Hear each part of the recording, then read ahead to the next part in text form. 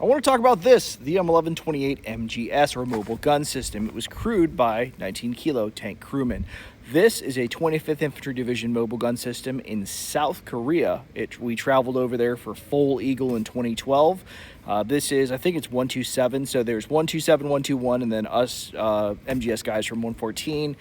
Kind of tankers, like quasi-tanker, landcraft folk of the landcraft, firing our 105 millimeter M68 main gun. This thing packed a wallop. It doesn't have a lot of weight like the Abrams does to absorb that recoil. So instead, I remember coming from the Abrams firing, I don't know, hundreds of rounds out of the damn Abrams. Your face is pretty close to the fishbowl, or whatever, and it's not a big deal because the Abrams absorbs a ton of recoil. Dude, my first time shooting this thing, I had my face like as close to the fishbowl as I would in the Abrams, and I ate my boom mic. I was just like, "Bah!"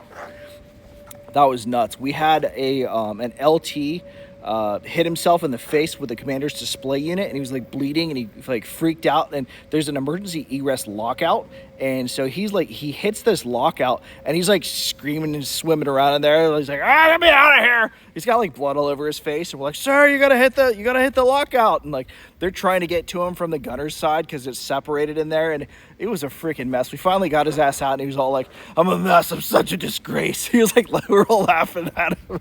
He was okay. Dude, this thing was wild though. When it worked, you had to maintain it, you had to know what you were doing. This is not a vehicle for idiots. It is really not one of those. You have to know, there's a process on how to load this thing and how to tell the computer that you're loading it and where you're putting what. Otherwise, you're going to load a round into another round, and that is a bad day.